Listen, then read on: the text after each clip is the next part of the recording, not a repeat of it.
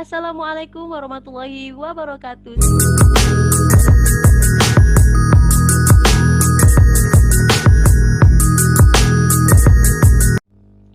Assalamualaikum warahmatullahi wabarakatuh. Sampurasun. Halo Iwani wa akhwati, bertemu lagi dengan aku Nailul Faro di Naipod, Nai Podcast. Dan perlu digarisbawahi, ini merupakan podcast perdana aku dan ini masih tahap percobaan. Semoga aja bisa berkelanjutan dan bisa memberikan kenyamanan bagi para pendengar setia Nai Podcast. Check it out. Nah, di podcast perdana ini tentunya aku gak bakal cuap-cuap atau bincang-bincang sendirian dong ya. Karena kalau aku ngobrol, bincang-bincang sendirian, nanti aku disangka sedang latihan pidato atau disebut orang tanda kutip gila. Aku tentunya gak gitu ya guys. Maka dari itu nih, aku akan mengundang tamu istimewa di podcast perdana Naipod ini dengan clue dia itu teman aku, teman seangkatan, teman sejurusan, teman tidur aku juga ketika aku masih kuliah di UIN Sunan Gunung Jati Bandung. Karena aku dan dia sama-sama di Gomlai tercinta tentunya. Pendidikan Bahasa Arab UIN Sunan Gunung Jati Bandung sudah tahu ya clue-clue yang udah aku kasih tahu dan aku sebutkan tadi. Dan dia salah satu debaters go internasional ya di UIN Sunan Gunung Jati Bandung. Keren banget kan? Tapi sebelum kita lanjut, jangan lupa like, comment, and subscribe akun Urang Awak Channel. Check it out. A few moments later. Oke guys, bintang tamunya udah ada di depan kita ya. Mungkin sekarang kita secara virtual dulu karena kita masih dalam keadaan masa pandemi COVID-19. Oke, kita langsung sambut Vera Fibriani Putri. Halo guys. Hai. Aduh ya Allah, long time no see ya Tay. Lama banget, kita udah hampir 8 bulanan lah nggak ketemu. Iya ya Allah. Nih, baik. Alhamdulillah baik, sehat selalu. Gimana sebaliknya, Tay? Alhamdulillah. Gue lihat di sosmed lu juga kan sehat-sehat aja ya. Dengan si Akio tuh. Baik. Wah, gimana nih Tay? Apa kesibukannya sekarang? Kalau ditanya kesibukan, jujur ya, secara all out, aku tuh jobless banget gitu ya. Jadi aku nggak punya kesibukan inti, cuma di sela-sela waktu sekarang, aku lagi senang apa ya, jadi aku sering buka YouTube, terus aku sering mantengin beberapa English course, karena jujur itu sih goal utama aku ingin improve di Inggris gitu.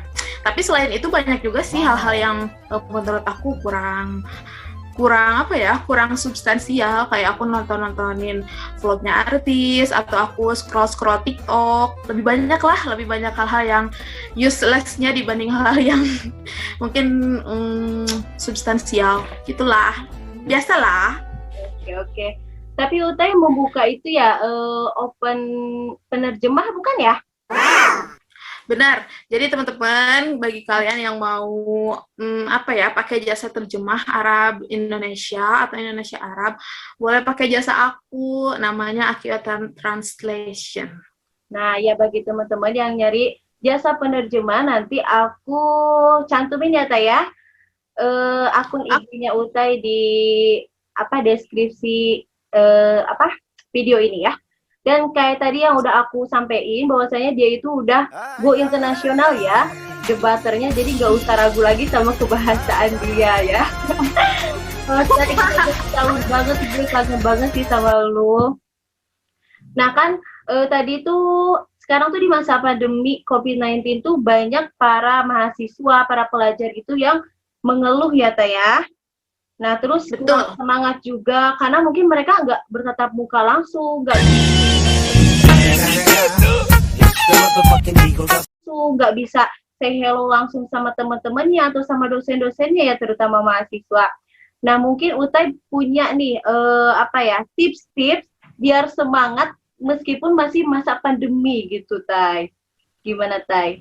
Tay kan jebolan UIN-nya udah jebol banget sebagai debaters Go Internasional bahasa Arabnya tuh udah terkenal ya se-UIN mungkin ya. Ya Allah, amin. Tapi jujur aja kalau internasional aku sih belum. Cuman kalau misalnya batch Indonesia Malaysia mungkin itulah jadi kompetisi tertinggi ya. Pernah aku ikutin. Tadi tuh kita ngebahas tentang masa pandemi, gimana caranya supaya mahasiswa itu berarti spirit buat belajarnya itu masih kebangun, gitu kali ya? Iya, betul, Tay. Kalau yang aku lihat sih, jangankan dalam kurun waktu yang selama ini ya, kita segala sesuatu kita laksanin virtual, terus segala sesuatu juga kita selalu dihadapkan dengan layar. Jangankan waktu yang berbulan-bulan, bahkan udah mau setahun ini ya, kalau misalnya kita coba setengah hari aja kita selalu depan layar, itu suntuknya itu kerasa banget gitu. Karena emang kita nggak bisa mungkiri sih bahwa kehidupan di real life, kita kehidupan nyata, kita bertemu banyak teman, bertemu banyak kerabat, itu emang kadar kesenangannya, kadar happiness-nya itu pasti lebih banyak ya dibanding kita cuman ketemu virtual gini. Cuman kalau saran dari aku ya, aku seorang yang nggak pernah ngalamin kuliah online atau ngajar online atau dan lain sebagainya, saran dari aku, kita harus ingat aja sih tujuan sama maksud utama kita, mengapa kita memulai gitu. Jadi bagi adik-adik, apalagi kalau misalnya yang udah ada di semester akhir atau kelas-kelas akhir yang udah menuju ke final line, itu harus lebih harus lebih ke-trigger lagi dengan apa sih tujuan kamu memulai gitu. Kayak misalnya sekarang udah ada di ambang, udah ada di ujung, misalnya udah mau beres kan gitu. Terus dengan keadaan yang kayak gini, gak mungkin kan kita nge-push diri kita buat udahlah ngapain juga gitu, ngapain juga gue harus kayak gini, ngapain juga harus ribet-ribet, bimbingan online, belajar online dan lain online. Nah kalau misalnya kita lihat lagi niat utama kita, pasti bakal ke-trigger dengan sendirinya sih. Meskipun jujur kalau diri aku sendiri emang pemalis ya, kamu tahu kan? Ya gue tahu banget sih Tay. Ini banyak banget sih emang curhatan mahasiswa baru ya, terutama nih ya bagi pendidikan bahasa Arab mungkin ya, karena kita kan berkecimpungnya di dunia bahasa Arab ya di UIN. Nah mereka tuh bilangnya tuh salah jurusan lah, padahal kan emang niat kita belajar itu harus dari niatnya dan kita harus tahu tujuan ya. Ya gimana sih bagi mereka yang masih berpandangan bahwasannya mereka tuh salah jurusan karena mereka belum bisa mungkin gitu ya Taya? Gini ya, sebenarnya aku sempat baca sih di beberapa artikel yang mengurus tentang psikologi. Dia baca artikel. Iya, itu cuma selewat banget sih. Kebetulan juga kayak lewat gitu di Instagram, tapi itu tentang psikologi itu. Terus aku sempat baca artikelnya. Sebenarnya kalau misalnya kita mau milih jurusan kuliah, itu kan kita tuh pasti punya minat sama punya bakat. Nah, tapi misalnya tuh bakat kita sama minat kita itu misalnya kurang sinkron. Nah, hal yang harus kamu pilih, misalnya kamu dilema nih antara bakat kamu sama minat kamu gitu. Nah, hal yang harus utama kamu pilih itu harus minatnya dibanding dari bakat. Karena apa? Karena kalau minat itu kan kekuatan yang kuat, keinginan yang kuat gitu. Terus kekuatan kamu dalam diri kamu buat supaya berusaha itu lebih besar dari apa yang kamu punya gitu. Dari yang kamu punya itu maksudnya bakat kan. Jadi kalau menurut aku sih ya, saran-saran ya buat adik-adik yang mungkin nanti masih kebingungan buat milih jurusan buat kuliah. Jadi utamakan minat dulu dibanding bakat. Nah, lebih baiknya lagi kalau kamu punya bakat, kalau kamu punya suatu bakat, terus kamu juga minat sama itu gitu, sama major itu, nah itu bakal lebih mantap gitu. Terus kalau misalnya sekarang masalahnya, aduh aku tuh nggak bisa sih sebenarnya di bahasa Arab, terus tanya aja sama diri kamu, kamu tuh punya minat nggak sih di jurusan ini? Nah kalau misalnya ada minat, itu insya Allah sih bakal kebuka jalannya seiring kita berproses, karena nggak ada yang benar-benar udah bisa, nggak ada yang benar-benar udah mampu, udah menguasai bahasa Arab. Dari semua pelajar bahasa Arab yang aku lihat sih kayak gitu. Soalnya mungkin kan selama kita belajar, selama kita mengetahui hal-hal yang baru, berarti kita juga menambah pengetahuan bahwa oh aku tuh masih banyak loh hal yang belum aku tahu gitu, yang ulama zadani ilman itu. Ya, jadi buat mahasiswa atau calon mahasiswa ya, semuanya itu ada prosesnya ya, ya. Kita juga berproses sampai kita sekarang bisa menghadapi skripsi yang benar-benar yang dulunya kita tuh udah tidak bisa membayangkan ya, berbahasa Arab semua. Tapi karena kita menjalani prosesnya, karena kita menikmati, lebih ke menikmati juga ya, ya, kita bisa melalui semua yang kita akan hadapi. Seperti itu ya, ya. Nah, terus kalau caranya gimana buat kita tahu bakat nih misalnya ya, kadang kan ada orangnya tuh pas kita tanya bakat kamu tuh apa sih, kadang orang-orang juga bilang ya aku nggak tahu nih bakat aku. Banyak juga nih dari teman-teman aku, kalau aku tanya, dia bertanya aku tuh harusnya gimana sih, lalu aku tuh nanya tuh ya emang bakat kamu tuh di mana gitu. Tapi dia tuh kadang suka nggak tahu bakatnya sendiri. Itu kan kalau kata Mahfudzat mah halakomru lam ya'rif qadroh ya. Ya nggak sih, celakalah bagi orang yang tidak tahu kadar kemampuannya. Nah, biar kita tahu bakat, misalnya kan Utai, sebenarnya aku tahu Utai itu minatnya ke bahasa Inggris banget ya, sukanya ya Taya. Tengah-tengah sih kalau aku. Oh, tengah-tengah, oke. Jadi bahasa Arab oke, bahasa Inggris oke sih emang, aku akuin sih Taya. Nah, jadi gimana biar cara kita meningkatkan bakat kita atau kita mengetahui kadar kemampuan kita tuh di posisi mana?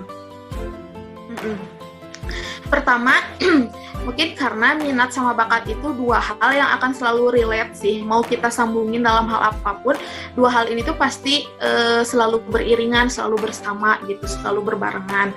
Nah, aku bahas dulu dari minat dulu ya. Sebenarnya kan kalau minat itu kan keinginan yang kuat. Jadi kamu tuh pengennya apa sih gitu. Jadi kamu tuh pengennya bisanya apa, terus kamu pengennya expert dalam bidang apa gitu. Sedangkan kalau bakat, nah kalau bakat itu kan berarti kemampuan yang paling menonjol dalam diri kita, dan semua orang punya itu gitu. Semua orang punya itu meskipun dalam beberapa hal yang berbeda, dalam beberapa bidang yang berbeda. Sekecil apapun, sebesar apapun, pasti orang-orang punya keunikannya masing-masing, pasti seseorang punya bakat gitu. Nah, terus kalau misalnya tentang diri aku sendiri ya, kalau ngomongin tentang minat gitu, karena yang aku lihat selaku pelajar dari bahasa Arab juga ya, kalau yang aku lihat minat aku cenderung dulu waktu sebelum masuk kuliah itu emang lebih cenderung ke bahasa Inggris. Karena apa? Karena yang aku lihat itu bahasa yang lebih global itu Inggris, bahasa yang lebih, yang aku pandang waktu itu ya, bahasa yang lebih aku perluin di masa ya era global ini pasti bahasa Inggris gitu. Makanya pilihan pertama aku dulu, karena memang minat terbesar aku ke bahasa Inggris, dulu juga aku waktu daftar kuliah juga pilihan pertama aku itu bahasa Inggris gitu. Cuman aku ngerasa kalau bakat yang aku punya dibanding Arab sama Inggris, aku lebih menonjol ke Arab gitu. Jadi pas tahu ada hasil, oh ternyata aku lulusnya di bahasa Arab, ya aku sadar diri, ya nggak apa-apa, karena emang kalau misalnya aku dibanding Arab sama bahasa Inggris, aku lebih lebih expert lah. Meskipun tingkatan kemampuan aku nggak expert, cuman berdasarkan aku ngukur diri aku sendiri dibanding Arab sama Inggris, aku emang lebih expert di Arab, yang aku rasa kayak gitu. Makanya pas aku, oh ternyata aku keterimanya bahasa Arab, ya udah gitu. Kecewa nggak ada, karena ya dua-duanya juga aku suka, dan aku ngerasa kalau kalau basic aku tuh di bahasa, makanya ya udahlah lanjutin aja, emang kayaknya ini yang terbaik buat aku gitu. Dan ternyata emang iya, yang aku rasa ini yang terbaik gitu, ini yang terbaik. Aku masuk bahasa Arab karena selama aku menempuh studi aku ya selama 4 tahun, selama kurang lebih 4 tahun, ternyata tuh lebih banyak pengalaman yang aku dapat, pengalaman yang aku cari, pengalaman yang aku terima dengan beberapa apresiasi dengan aku memilih bahasa Arab gitu. Pandangan aku gitu sih. Sampai bisa jadi debaters ya Taya. Pokoknya ya, buat kalian tuh, dia tuh udah, bagi aku udah pinter banget ya bahasa Arabnya. Kalau ngomong aja dia Mbak, udah nggak usah mikir-mikir, kalau aku masih mikir ya, kalau asal jeplak bisa aja nah. Apalagi waktu itu loh, Teh, yang paling menarik tuh Ute itu mau lomba ya, satu hari mau lomba, Ute masih santai-santai aja, masih molor, masih ngeliatin Twitter, masih ngeliatin Instagram. Nah itu gimana, Teh, ya? Itu sesuatu yang udah amazing sih bagi gua. Lu gak ada persiapan tapi lu bisa jadi the best, apalagi bisa jadi juara satu tuh sama konco-koncomu itu, temen-temenmu. Nah itu keren banget ya. Mungkin bagi bahasa Arab mah udah tahu sih kalau Mbak P ini salah satu debaters nasional, kebanggaan bahasa Arab UIN Sunan Gunung di Bandung ya. Tay, kita masuk kemana lagi ya bincang-bincangnya. Ini podcast pertama aku, soalnya aku juga ada. Jadi pas nanya ke Utai, ayo siap, keren aja, ayo kita mulai aja. Mungkin dan dia juga uniknya dari dia tuh sekarang dia menyukai kucing ya, Tay. Utai itu sekarang kucing tuh, aduh gila, udah kayak demen banget ya si kucing, nempel terus. Dulu kalau kalian mau tahu ya, dia itu bukan benci juga sih ya, Teh, nggak suka yang terlalu suka ke kucing. Dan bagi pengurus Gomley mungkin tahu ya perilaku dia ke kucing dulu gimana. Dan sekarang dia jadi salah satu pencinta kucing. Jadi buat kalian yang nggak suka kucing sekarang, jangan terlalu murka ke kucing, nanti kalian jadi kebalik karma kayak dia nih ya. Jadi sekarang tuh pencinta kucing. Ya Allah, Teh. Aduh, apa lagi ya, Teh? Aku tuh bingung sumpah. aja tuh ya. Kita masuk ke apa ya? Kesan-pesan aja lah, kesan-pesan Utai selama menjadi mahasiswa aktif di debater itu gimana? Kalau kesan yang aku punya, yang aku dapetin selama aku jadi mahasiswa, terus aku mahasiswa yang berkecimpung di dunia perlombaan gitu. Karena jujur aja sih, itu kan merupakan salah satu media di mana aku cari duit. jadi duit dulu ya, saya. Iya, jadi gimana ya? Kalau kesan selama aku 4 tahun.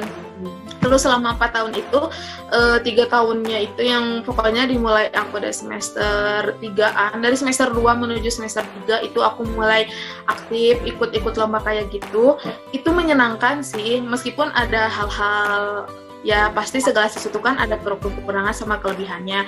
Kayak misalnya sekarang aku sering ikut lomba-lomba, tapi resikonya aku lumayan sering ninggalin kelas perkuliahan. Jadi gitu. Tapi sih sebenarnya karena sebetulnya kan kita punya jatah juga kan, satu matkul itu kita bisa izin sampai 3 kali. Nah, aku tuh manfaatkan hal itu ya, Teh ya. Gitu. Jadi tiga kali pertemuan itu aku manfaatin buat ikut-ikut lomba kayak gini gitu. Jadi selama absennya masih memenuhi standar nilainya ya udah nggak apa-apa gitu. Kalau kesannya aku seneng banget karena selama aku ikut lomba-lomba itu banyak banget relasi yang aku dapat. Aku ngebangun beberapa relasi khususnya dari anak-anak PTKIN se-Indonesia gitu. Terus selain itu juga sih banyak juga yang non PTKIN, kalau misalnya aku ikut lomba-lomba kayak lomba-lomba swasta yang diadain sama mahasiswa, jadi bukan lomba yang resmi dari Kemenag kayak gitu. Itu sih hal yang aku dapetin. Yang pertama itu relasi, aku banyak banget nambah teman, banyak banget nambah kenalan, jadi kayak enak aja aku pergi kemana, oh ada si ini ya. Jadi kayak misalnya aku mau lomba ke Malang nih, oh ada loh teman ini, ya udah jadi kita meet up, kita ketemuan gitu. Kita nggak merasa ada di tanah orang karena ada loh orang sana yang nemenin kita gitu. Yang pertama relasi ya, yang kedua emang sih pengalaman itu emang hal terbaik yang bisa ngajarin kita di masa depan gitu. Jadi ketika kita memulai suatu kerjaan atau kita memulai suatu aktivitas, pasti nanti kita bakal belajar dari hal situ. Nah itu, jadi bisa meningkatkan juga sih, kalau yang aku rasa bisa meningkatkan kemampuan bahasa Arab aku, vocabulary aku nambah, terus kayak seni-seni dalam debat juga dari waktu ke waktu aku mulai menguasai, meskipun sampai sekarang emang enggak sepenuhnya menguasai sih, karena ya adalah panduan khusus tapi aku belum sepenuhnya paham gitu. Yang kedua itu, terus yang ketiga yaitu tadi aku bisa dapat Funny ya. insentif khusus. Gitu jujur aja jadi kayak siapa sih emang yang nggak seneng gitu kalau kita dapat hadiah, apalagi hadiahnya uang gitu kan, mantap ya. Tapi emang yang pertama dilihat dari lomba tuh pasti dari hadiahnya ya. Iya, karena jujur aja itu hal yang bikin hal yang atraktif itu gitu. Makanya aku lihat ada nih satu lomba yang adanya instansi tertentu. Terus kalau misalnya kita udah tahu nih ya, ini mah segini, terus kayak nggak kebayar aja gitu. Iya sih emang kan, karena kita tuh kalau dengan kita dapat achievementnya aja kita tuh udah punya label gitu, kita nge-branding diri kita sendiri lah gitu. Tapi kan di sisi lain kayak aduh aku tuh ingin gitu kan, kayak ingin aja dibayar pakai materi gitu. Karena itu motivasi juga ya sih ya. Barangkali kalian juga ada yang tahu si Ali, sorry Ali, aku ngomongin lu. Ali gini, Fer, lu lomba nyari apa? Nyari apa emang Li? Ya lu kalau nyari pengalaman kagak usah ikut lomba, lu ikut aja jadi penonton, lihat pengalaman, pasti dapat pengalaman. Terus cari apa Li? Lomba cari pengalaman? Enggak lah, cari duit lah anjir, cerah. Jadi bener kan itu tujuan pertama ya? Ya benar, untuk memperbaiki ekonomi. Iya. Sekalian ya nyari uang, iya. Nge-branding diri sendiri juga, iya. Pengalaman juga ya, itu jadi plus ya Teh ya. Aduh, bagus. Tapi sampai sekarang ada itunya gak? Kayak mungkin Utai sekarang merasakan manfaat dari selama ini Utai belajar debat itu, atau karena selain relasi gitu, selain banyak relasi mungkin Teh. Mau jadi jasa penerjemah juga kan ya, itu jadi manfaatnya teman. Jadi karena mungkin selama masa kuliah aku kan kayak lumayan deket ya sama adik-adik kelas. Jadi mungkin karena aku orangnya Teh ya udah gitu welcome. Jadi kayak ada gitu adik-adik kelas yang emang deket banget sama aku, dan ketika mereka kayak misalnya mereka mau ikut lomba atau kayak mereka cuman sekedar curhat-curhat aja tentang perlombaan, kayak misalnya gimana ya baiknya ada event nih, gimana ya baiknya, aku senang kalau konsultan sih kayaknya terlalu tinggi ya bahasanya, jadi kayak teman sharing aja, aku senang aku bisa jadi teman sharing buat adik-adik tingkat, bahkan nemenin mereka kalau misalnya mereka mau ikut event atau mereka mau ikut lomba tertentu, kayak senang aja gitu. Itu salah satunya. Terus yang kemanfaatan yang aku rasain yang selebihnya, karena yang sebenarnya berangkat dari relasi tadi sih. Jadi kan misalnya kita saling follow ya Instagram atau di beberapa platform gitu. Nah, mereka tuh banyak yang sering sharing tentang hal-hal yang berbau bahasa Arab atau hal yang berbau debat gitu. Nah, aku dapat beberapa ilmu tambahan itu dari postingan-postingan mereka. Itu sih manfaatnya. Soalnya gini, kalau misalnya kita nggak tahu mereka, ketika mereka punya informasi, ketika mereka nge-share hal-hal yang belum aku tahu, aku nggak akan tahu kalau misalnya aku nggak punya relasi sama mereka. Tapi karena dari awalnya aku udah punya relasi sama mereka, jadi kayak bisa bertukar ilmu. Khususnya bukan bertukar sih, karena aku kan nggak ngasih mereka, mungkin mereka yang lebih sharing ke aku. Tolak ilmi lagi gitu ya. Betul banget. Oh, alhamdulillah ya Tay. Wah, udah berapa menit ini Tay? Kok kayak lama banget aku ya? Baru 10 menit. Aduh Tay, kita yang lain aja ya, ngebahas yang lain selain debat, selain ya sekarang curhat-curhat aja. Mungkin kita udah 1 tahun loh nggak ketemu Tay. Kapan kapan ke Bandung nih? Banyak nih dari adik kelas juga yang nanya-nanyain. Apalagi pengurus ma'had pada nanya-nanyain. Jujur ya, kalau ditanya kapan, aku juga nggak tahu kapan. Kayak nggak tahu aku juga kapan. Tapi sebenarnya aku masih banyak urusan karena aku kan belum Asik, banyak urusan. Enggak, aku kan belum revisian. Terus aku kayak iya lu, ayo kita revisian bareng, gue ini belum. Kayak belum storing ijazah, jadi kayak sebenarnya masih banyak sih yang aku urusin, yang harus aku urusin. Ya. Cuman kayak nggak tahu sih aku kapan kesananya gitu. Oke, guys. Oke, itu aja mungkin ya Teh ya. Nanti lain kali kayak bisa sharing-sharing lagi karena ini juga udah hujan, ada suara hujan jadi agak mengganggu nanti ke suaranya. Makasih loh Tay. Sama-sama, makasih juga udah ngundang aku di podcast pertama kamu. Aduh, digelai tuh. Oke, teman-teman sekali lagi ya buat yang mau mencari jasa penerjemah bahasa Arab, bahasa Inggris dibuka juga nggak Tay? Aku enggak, kalau bahasa Inggris aku bahasa insecure. Oke, bahasa Arab nanti aku taruh di link di deskripsi video ini. Langsung follow aja dan DM Vera Viviani Putri ya. Oke, terima kasih Utai. Nama istrinya apa, nama IG Utai? Follow ya Instagram aku @vera FIBRRR, R-nya 3, Vera Fiber. Oke, nanti ada tuh tulisannya ya di video ini. Oke, terima kasih Utai. See you. Sama. Thank you. Assalamualaikum. Dadah. Udah, Tay?